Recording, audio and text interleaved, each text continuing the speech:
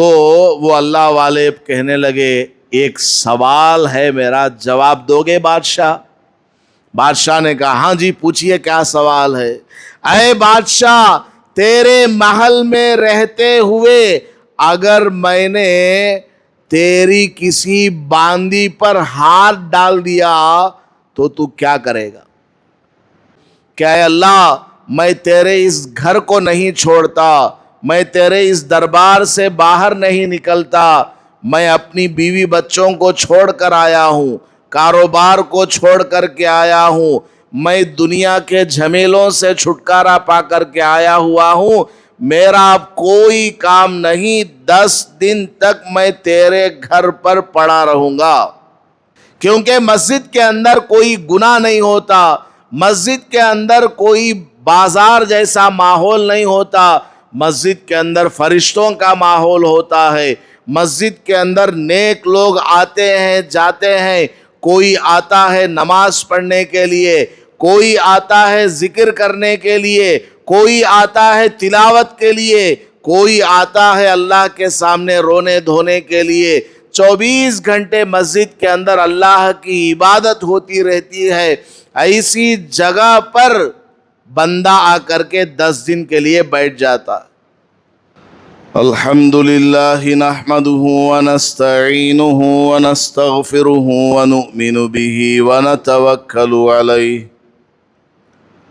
ونعوذ باللہ من شرور انفسنا ومن سیئات اعمالنا من يهده الله فلا مضل له ومن يضلله فلا هادي له ونشهد أن لا إله إلا الله وحده لا شريك له ونشهد أن سيدنا ومولانا محمدا عبده ورسوله صلى الله عليه وعلى آله وأصحابه وبارك وسلم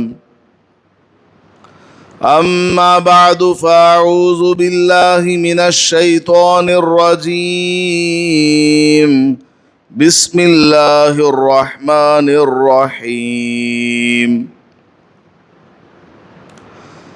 قل يا عبادي الذين أسرفوا على أنفسهم لا تقنطوا من رحمة الله إن الله يغفر الذنوب جميعا إنه هو الغفور الرحيم بارك الله لنا ولكم في القرآن المجيد والفرقان الحميد رب اشرح لي صدري ويسر لي أمري واحلل عقدة من لساني يفقه قولي۔ معزز سامعین کرام، اللہ پاک کا بہت بڑا فضل اور اس کا کرم ہے، اللہ تعالیٰ نے ہمیں ماہ رمضان نصیب فرمایا ہے۔ ماہ رمضان کے روزے رکھنے کی توفیق عطا فرمایا ہے اور 20 رکعت تراویح کا یہ اہتمام ہمیں نصیب فرمایا، اور ماہ رمضان میں ہمیں صحت اور عافیت کے ساتھ رکھا۔ یہ اللہ پاک کا بڑا کرم ہے، اور جن لوگوں کو ماہ رمضان میں نیک اعمال کی توفیق مل رہی ہے، ان کو اللہ کا شکر گزار بننا چاہیے، اللہ کا شکریہ ادا کرنا چاہیے کہ اللہ پاک نے ماہ رمضان میں نیک اعمال کی توفیق دے رہا ہے، نیک اعمال کی توفیق دیا ہوا ہے، کیونکہ یہ مہینہ بخشش کا مہینہ ہے، مغفرت کا مہینہ ہے، اور اس مہینے کا ایک عمل، ایک نیکی عام مہینوں کے فرض کے برابر ہے، ایک نفل ایک فرض کے برابر ہے، اور ایک فرض 70 فرضوں کے برابر ہے۔ اور اللہ تبارک و تعالی اس مہینے میں ایک نیکی کا ثواب 70 گنا بڑھا دیتا ہے، اور بعض لوگوں کے لیے ان کے اخلاص کی برکت سے اللہ تعالی ایک نیکی کا ثواب 700 گنا تک بھی بڑھا دیتا ہے۔ ایسا یہ مبارک مہینہ ہے، اس میں اللہ تعالیٰ نے اب تک ہمیں زندہ رکھا، 15 روزے ہو چکے، پہلا عشرہ مکمل ہو گیا، اور دوسرے عشرے کا آدھا حصہ بھی مکمل ہو گیا، اب آدھا رمضان باقی رہ گیا ہے، اور آخری عشرہ آنے کے قریب ہے، یعنی مہمان یہ اب چلا جانے والا ہے، آخری عشرہ آنے والا ہے۔ 20 تاریخ کو مغرب کا وقت شروع ہو جانے کے بعد یہ ایک سنت عمل ہمارے سامنے آنے والا ہے، جس کو ہم اعتکاف کہتے ہیں۔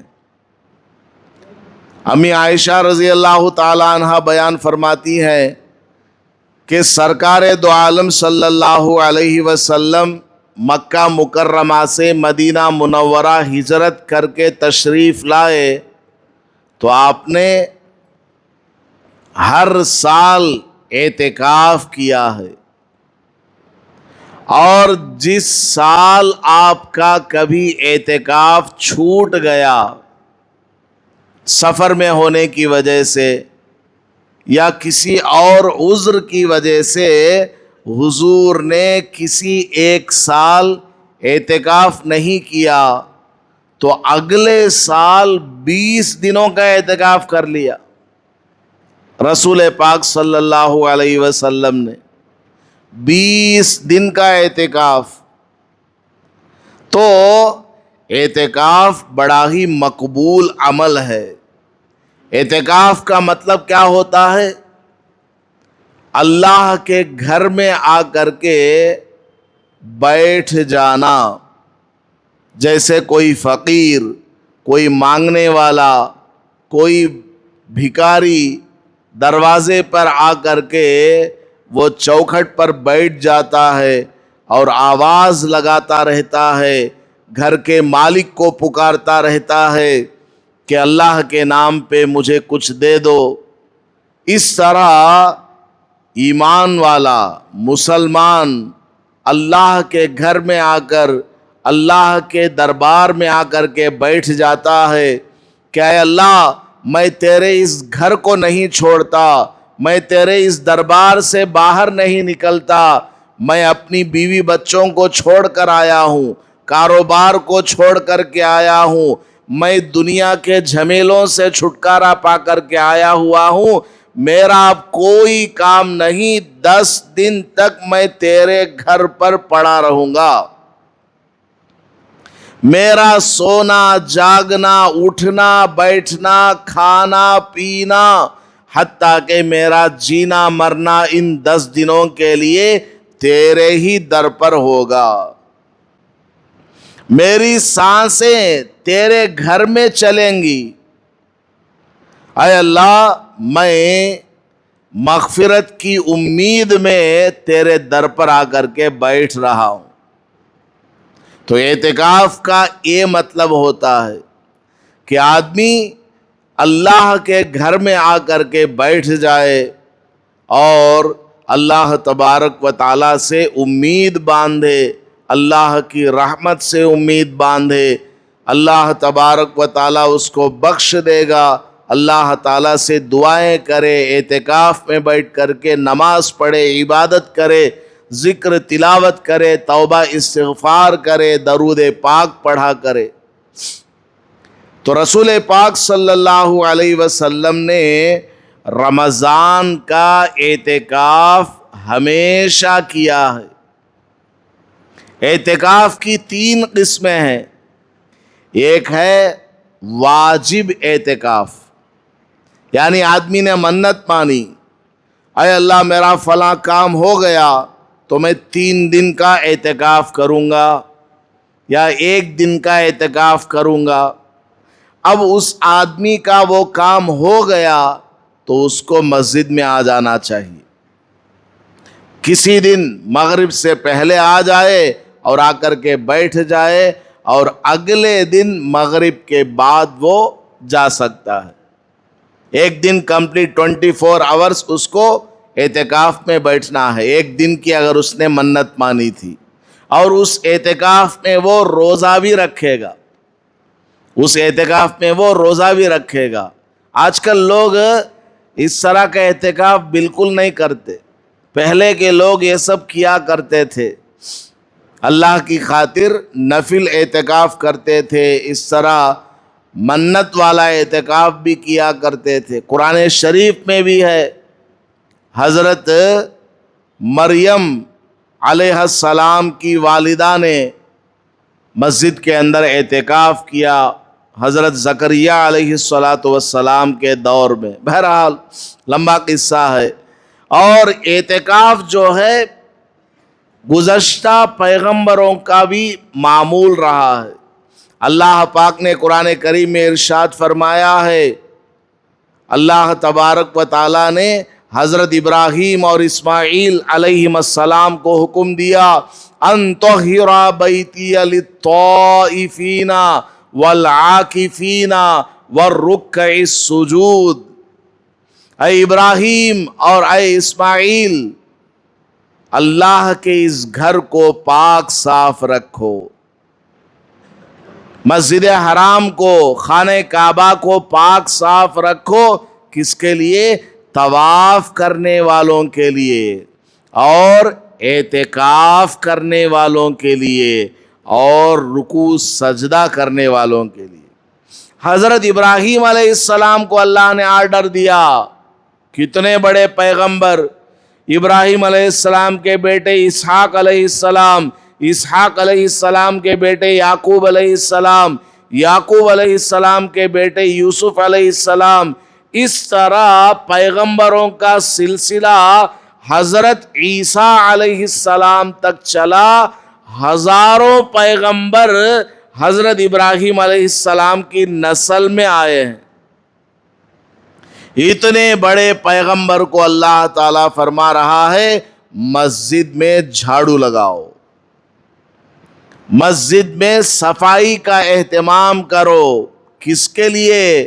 طواف کرنے جو لوگ آتے ہیں ان کے لیے، اور مسجد میں جو لوگ اعتکاف میں بیٹھتے ہیں ان کے لیے، اور نماز پڑھنے والوں کے لیے اور سجدہ کرنے والوں کے لیے۔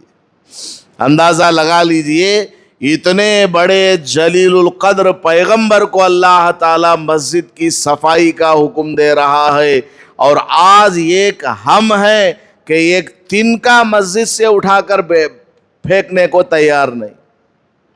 کہیں پر کوئی کچرا پڑا ہوا ہے، کوئی چپل الٹا پڑا ہوا ہے، وضو خانے میں کسی کا نیٹ پڑا ہوا ہے، کہیں پر کوئی گندگی پڑی ہوئی ہے۔ رمضان میں ویسے بھی کہیں کھجور کی گٹلی پڑی رہتی ہے، کہیں کوئی پیپر پڑا ہوا ہے، کہیں پر کوئی اور چیز پڑی ہوئی ہے کھانے پینے کی، آدمی توجہ نہیں دیتا، صفائی کا خیال نہیں کرتا۔ پیغمبر کو اللہ تعالیٰ نے حکم فرمایا کہ مسجد کو پاک صاف رکھو۔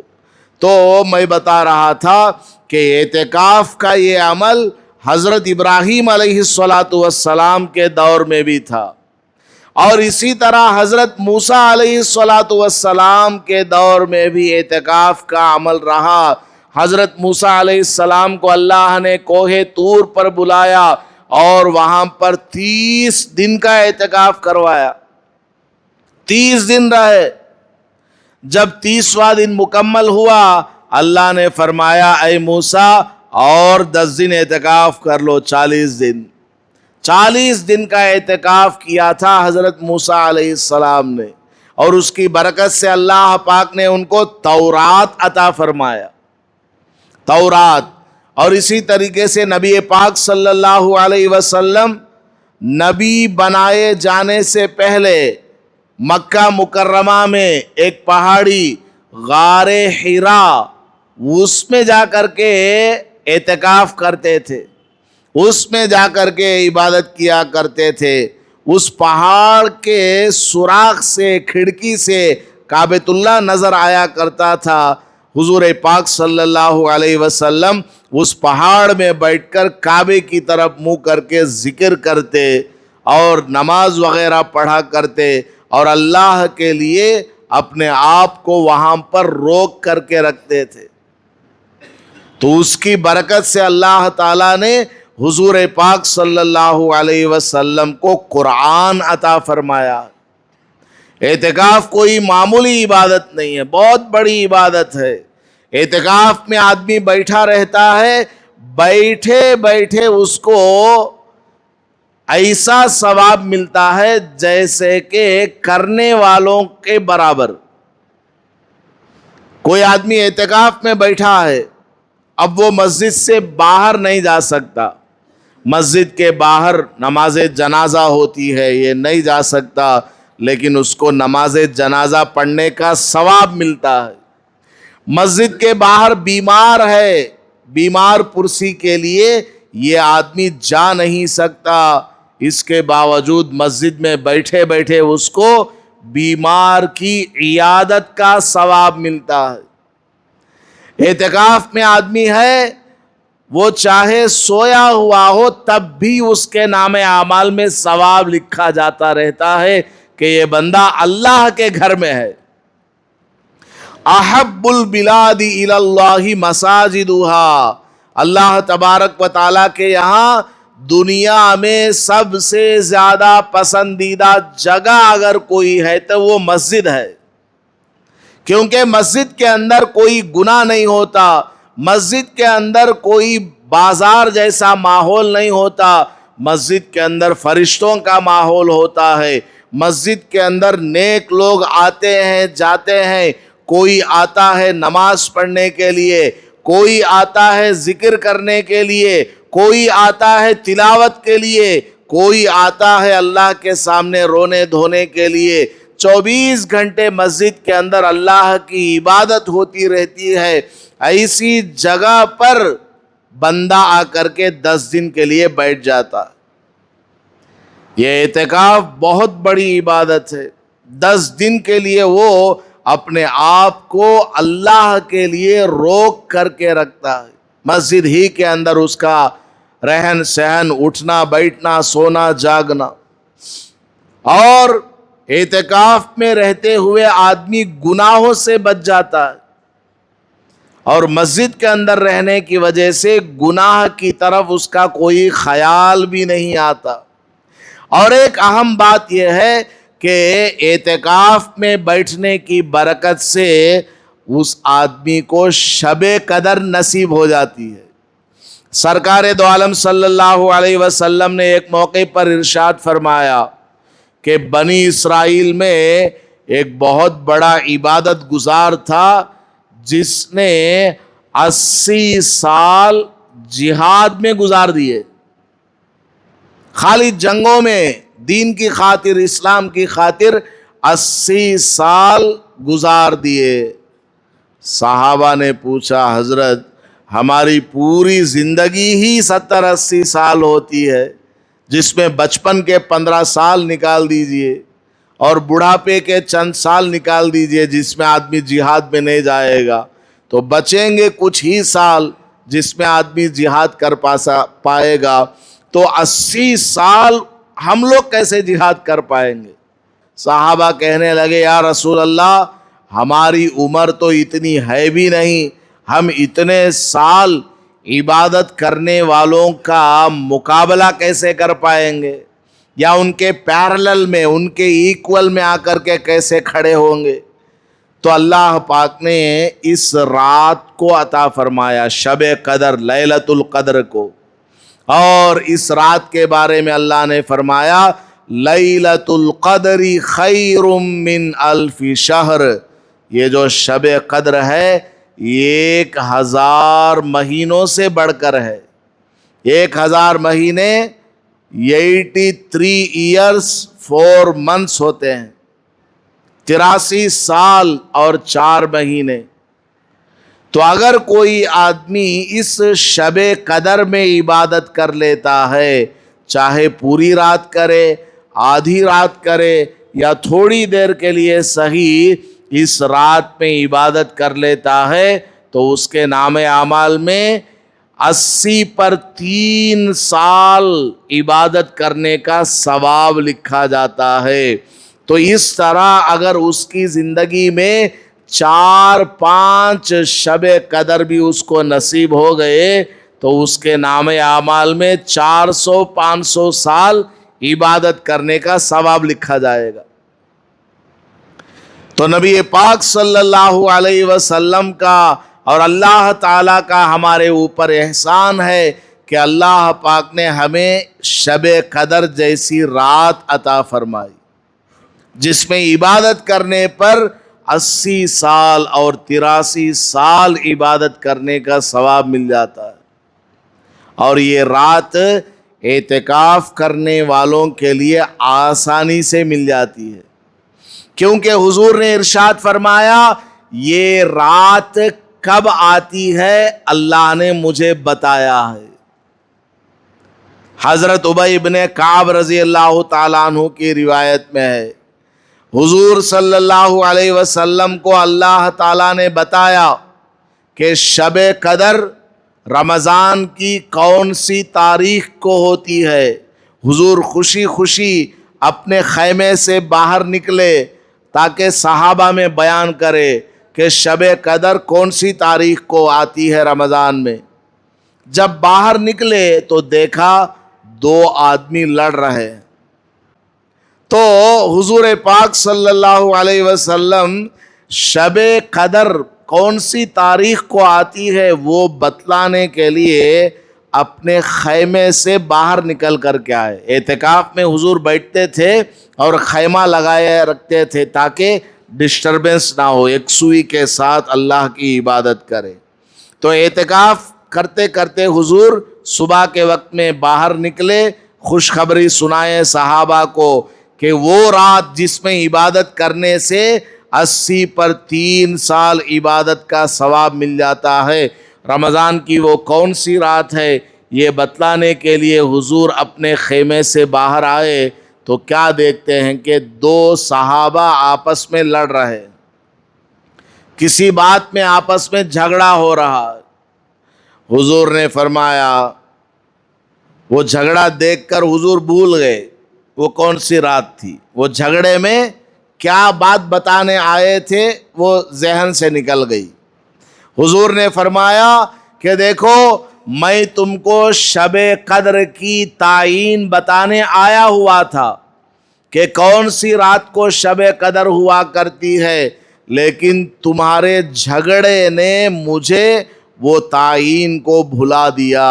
تمہارے جھگڑے کی وجہ سے میرے دماغ سے وہ بات چلی گئی کون سی رات شب قدر ہوتی ہے۔ البتہ اتنی بات مجھے یاد رہ گئی کہ شب قدر رمضان کی آخری عشرے کی 5 طاق راتوں میں ہوتی ہے، لہٰذا اب اس رات کو تم کب تلاش کرو؟ رمضان کی 5 طاق راتوں میں تلاش کرو۔ نمبر 1 21ویں طاق رات، نمبر 2 23، نمبر 3 25، اور نمبر 4 27، اور نمبر 5 29۔ ان 5 راتوں میں شب قدر کو تلاش کرو۔ ان 5 راتوں میں سے کوئی ایک رات شب قدر ہوتی ہے۔ تو اعتکاف کرنے والوں کے لیے ان 5 راتوں میں جاگنا آسان ہو جاتا ہے، کیونکہ وہ مسجد ہی کے اندر ہوتے ہیں، وہ مسجد ہی کے اندر ہوتے ہیں، اس لیے ان کے لیے اس رات میں جاگنا کوئی مشکل نہیں ہے۔ تو بہرحال اعتکاف میں بیٹھنے کے اتنے سارے فائدے حاصل ہوتے ہیں، اور اس کے علاوہ اعتکاف کے اندر آدمی اللہ تعالیٰ سے دعائیں مانگتا ہے، اعتکاف کے ذریعے اللہ کا قرب حاصل کیا جا سکتا ہے، اعتکاف کرنے سے اللہ تبارک و تعالیٰ کی خوشنودی حاصل ہوتی ہے، اور اللہ تبارک و تعالیٰ بندوں پر بہت زیادہ رحم کرنے والا، اللہ تبارک و تعالیٰ بندوں کی مغفرت کرنے میں جلدی کرتا ہے۔ ہم لوگ توبہ کرنے میں تاخیر کرتے ہیں، گناہوں سے معافی مانگنے میں ہم سے دیر ہو جاتی ہے، اللہ سے دیر نہیں ہوتی، اور اللہ تبارک و تعالیٰ جب معاف کرنے پر آتا ہے بڑے بڑے گنہگاروں کو بھی معاف کر دیتا ہے، بڑا ہی رحیم و کریم ہے۔ شعب الایمان ایک حدیث کی کتاب ہے، حضرت امام بہقی رحمۃ اللہ علیہ نے اس میں لکھا کہ ایک بڑے اللہ والے تھے، عبادت گزار تھے، اور ان کا بھتیجا بڑا نافرمان تھا۔ اس اللہ والے نے اپنے بھتیجوں کو نصیحت کی کہ تو بڑا گنہگار ہے، اللہ کی عبادت نہیں کرتا، اللہ کی عبادت سے تو دور بھاگتا ہے، عبادت کیا کر، نماز پڑھا کر، اللہ تعالیٰ سے مانگا کر، توبہ اور استغفار کیا کر، لیکن وہ مانتا نہیں تھا۔ بالآخر وہ لڑکا بیمار ہو گیا، اور اتنا زیادہ بیمار ہو گیا کہ بس حالت خراب ہو گئی۔ تو اس نے خبر بھجوائی چچا کے پاس کہ آپ آئے، آپ سے میں کچھ بات کرنا چاہتا ہوں۔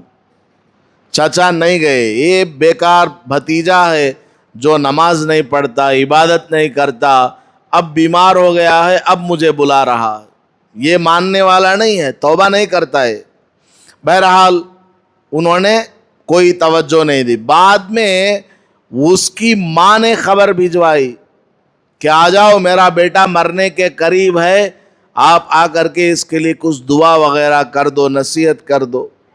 اب ماں کی بات سن کر کے وہ آئے، آ کر کے بھتیجے سے بات چیت کرنے لگے، کیا بیٹا کیا بات ہے، طبیعت کیسی ہے وغیرہ وغیرہ۔ اس نے کہا جی الحمدللہ طبیعت وغیرہ کچھ ٹھیک ہے، لیکن میری پوری زندگی گناہوں میں گزر گئی، برائیوں میں میری پوری زندگی گزر گئی ہے، اب میرا کیا حال بنے گا سمجھ میں نہیں آ رہا۔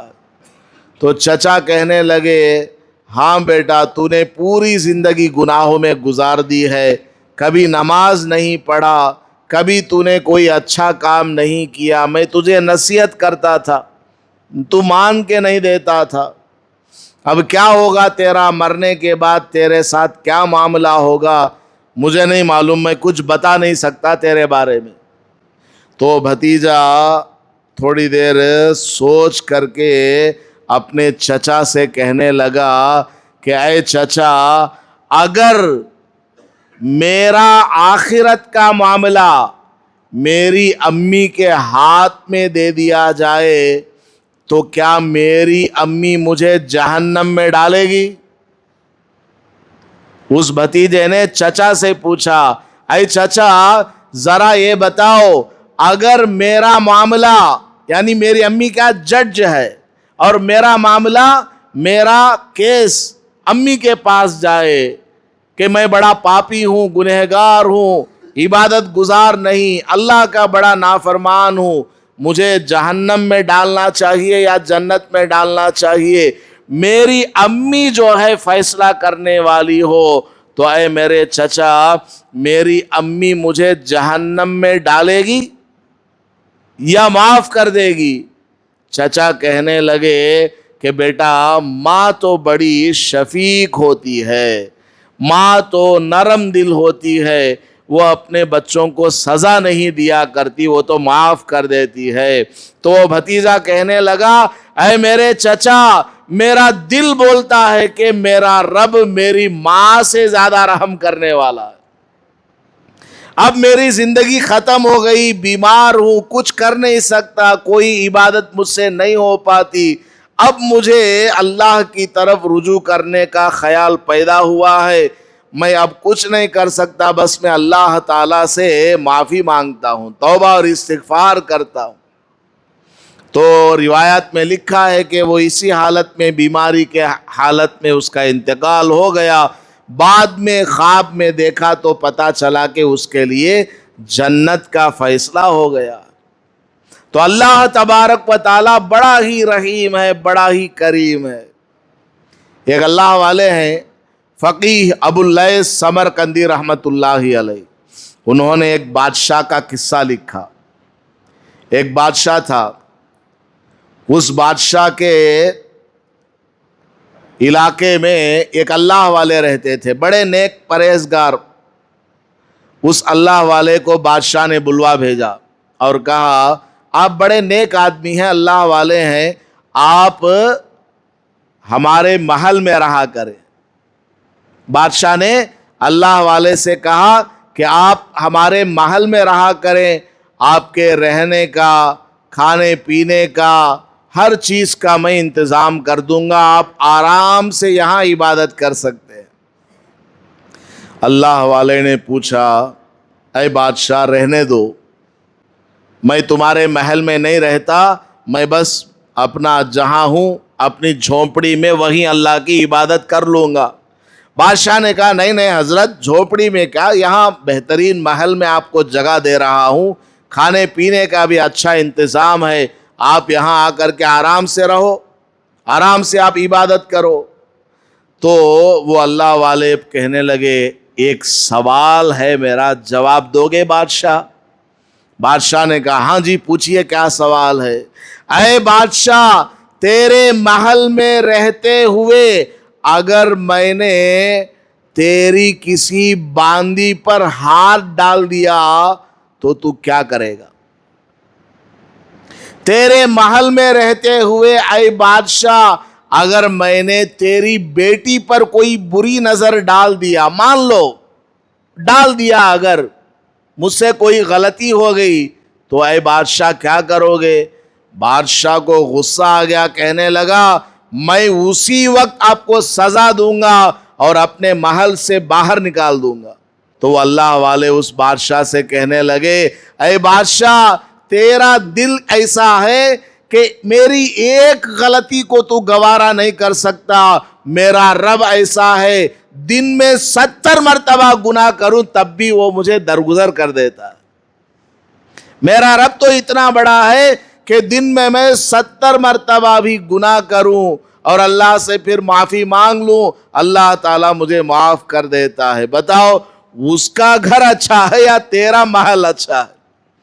جا میں تیرے محل میں نہیں رہتا، میری وہی جھوپڑی ٹھیک ہے، جہاں میں گناہ بھی کروں تب بھی اللہ تعالیٰ مجھ سے روزی نہیں چھینتا، میری آنکھوں کی روشنی ختم نہیں کرتا، میرے ہاتھوں کے حرکت کو ختم نہیں کرتا، میرے کھانے کی طاقت، ہضم کرنے کی طاقت، چلنے پھرنے کی طاقت، میری روزی کسی کو اللہ تعالیٰ ختم نہیں کرتا، بند نہیں کرتا، اور تو ایک معمولی سی غلطی پر یہ سب بند کرنے کے لیے آمادہ ہو رہا۔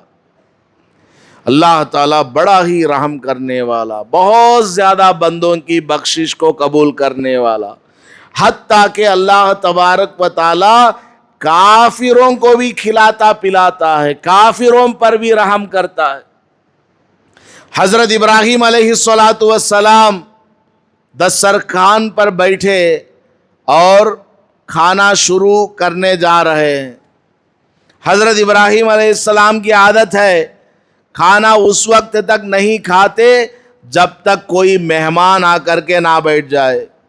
حضرت ابراہیم علیہ السلام انتظار میں بیٹھے رہے، کوئی آدمی آئے گا تو میں اس کے ساتھ بیٹھ کر کے کھا لوں گا۔ تھوڑی دیر میں ایک آدمی آیا، راستے سے جا رہا تھا، حضرت ابراہیم علیہ السلام نے بلا لیا، آؤ ہے کھانا ہے، بیٹھو کھا لو۔ وہ آدمی آیا بیٹھا, حضرت ابراہیم علیہ السلام کھانے لگے. کھاتے کھاتے ابراہیم علیہ السلام نے پڑھا بسم اللہ, اللہ کا نام لے کر کے کھانا کھانا شروع کیا. تو وہ جو آدمی آیا تھا اس نے اپنا لقمہ اٹھایا اور کھانا کھاتے کھاتے اپنے بت کا نام لیا. حضرت ابراہیم علیہ السلام نے اللہ کا نام لیا اور اس آدمی نے اپنے بت کا نام لیا. تو ابراہیم علیہ السلام کہنے لگے اللہ کا نام لے کر کے کھانا کھا.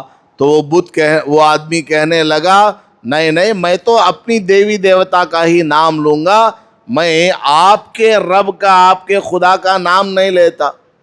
ابراہیم علیہ السلام کو غصہ آ گیا, میرا کھانا کھاتا ہے, میرے دسترخوان پر بیٹھا ہے, اللہ کا یہ سب کچھ دیا ہوا ہے, اس کا نام لیے بغیر تو کھاتا ہے, چل چل میں تجھے نہیں کھلاتا, اٹھ یہاں سے جا. وہ آدمی چلا گیا. اللہ تعالیٰ کی طرف سے وحی آئی ابراہیم علیہ السلام کے پاس, اے ابراہیم یہ بندہ پوری زندگی اپنے بت کا نام لے کر کے کھانا کھاتا تھا, میں نے کبھی اس کا کھانا بند نہیں کیا. آج ایک دن وہ تیرے دسترخوان پر آیا اور اس نے میرا نام نہیں لیا تو تو نے کھانا بند کر دیا.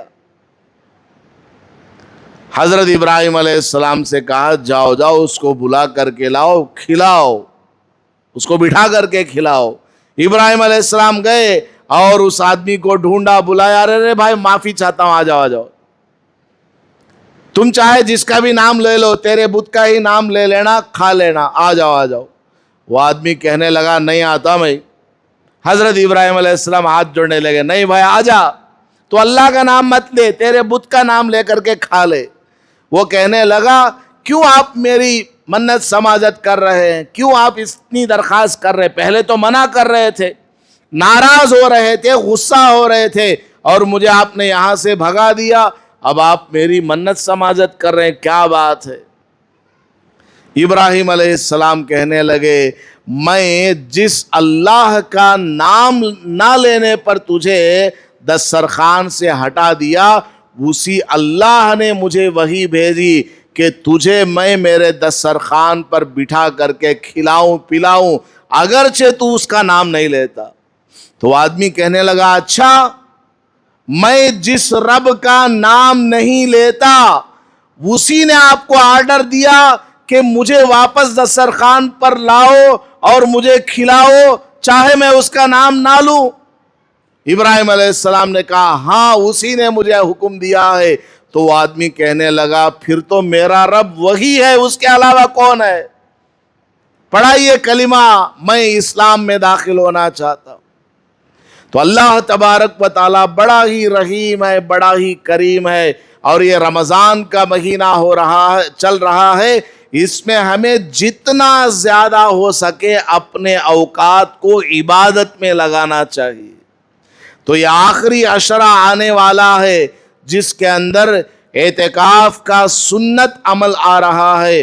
نبی پاک صلی اللہ علیہ وسلم نے اعتکاف کیا, صحابہ نے اعتکاف کیا, حضور کی ازواج نے اعتکاف کیا, پوری امت میں یہ اعتکاف کا سلسلہ چلا ہوا آیا ہے. رمضان کے آخری 10 دنوں میں 20 تاریخ کو شام میں مغرب سے لے کر عید کا چاند نظر آنے تک ہر مسجد میں کم از کم ایک آدمی کو پورے 10 دن کے لیے روزے کے ساتھ اعتکاف کرنا لازمی ہے. جتنا زیادہ ہو جائیں اتنا اچھا ہے. تو آپ حضرات جو ہے تشکیل کریں, آپ حضرات ایک دوسرے سے بات کریں کہ پچھلے سال میں نہیں بیٹھا تھا, تم بیٹھے تھے, اس بار میں بیٹھ جاتا ہوں, یا چلو دونوں ہی بیٹھ جاتے ہیں, تیسرا کوئی ہمارے گھر کے کام کر لے گا, گھر کا سودا سلف لا کر کے دے گا. آج کل تو ضرورت ہی نہیں ہے, 10 دن کا راشن گھر میں لا کر کے رکھ سکتے ہیں. ایسے فریزرز ہیں, ایسے کولرز ہیں جس کے اندر پورا سامان آ جائے گا, دوائی آ جائے گی. گھر میں بیٹھے بیٹھے آن لائن آدمی گھر کے سارے کام کر سکتا ہے. کوئی بھی سامان منگانا ہو آدمی موبائل میں کر سکتا ہے. تو آج کسی کے پاس کوئی عذر نہیں رہا اعتکاف میں نہ بیٹھنے کا. اس لیے آپ حضرات سے درخواست ہے جتنا زیادہ ہو سکے اعتکاف میں بیٹھنے کی کوشش کرے. ہر آدمی اپنے محلے کی مسجد میں اعتکاف میں بیٹھنے کی کوشش کرے. آپ کے محلے کی مسجد کا آپ کے اوپر حق ہے. زندگی میں کم سے کم ایک مرتبہ تو اپنے محلے کی مسجد میں 10 دن کے لیے ہر آدمی کو اعتکاف میں بیٹھنا چاہیے. آپ سوچیں اپنے بارے میں، کبھی زندگی میں بیٹھا ہوں ایک بار اللہ کے لیے 10 دن؟ سوچئے 40 سال آپ کی ہو گئی، 50 سال ہو گئی، 60-70 سال عمر ہو گئی، اعتکاف میں نہیں بیٹھے. زندگی میں ایک بار تو اس پر عمل ہونا چاہیے. اس لیے آپ سبھی حضرات اس دفعہ رمضان میں ضرور ارادہ کریں اور 20ویں روزے کو شام میں مغرب سے پہلے اپنا ضروری سامان کپڑے وغیرہ لے کر کے مسجد میں آ جائیں اور پورے 10 دن کا اعتکاف کریں اور خوب دعا کریں. آپ مسجد میں بیٹھے ہیں، فرشتوں کے ماحول میں ہیں، مسجد میں نمازی لوگ آتے ہیں جاتے ہیں، ایک دم نیکیوں کا ماحول ہے، نورانیت کا ماحول ہے. یہاں پر بیانات ہوتے رہتے ہیں، قرآن کی تلاوت ہوتی رہتی ہے. ایسے جگہ پر آپ اعتکاف میں بیٹھیں گے، 10 دن آپ بیٹھیں گے، آپ کا دل بھی 10 دن میں بدل جائے گا. آپ کی زندگی کے اندر بھی انقلاب آئے گا، ریولوشن آئے گا. دھیرے دھیرے آپ اللہ کی طرف، نیکی کی طرف بڑھنے والے ہو جائیں گے. یہاں بیٹھ کر آپ پورے محلے والوں کے لیے دعا کرو اور پوری دنیا کے مسلمانوں کے لیے دعا کرو.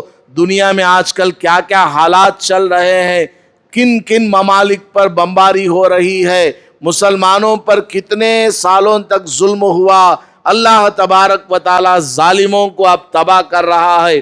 ایسا وقت آیا ہوا ہے کہ اب ظالم خود نقصان میں پڑا ہوا ہے. تو ان حالات میں مسلمانوں کو اللہ کا شکریہ ادا کرنا چاہیے اور ایمان والوں کی خاطر، ساری دنیا کی فلاح و بہبود کی خاطر دعائیں مانگنی چاہیے. تو اعتکاف جیسا عمل ہمارے سامنے ہے، اس لیے اس قیمتی موقع کو جانے نہیں دینا چاہیے.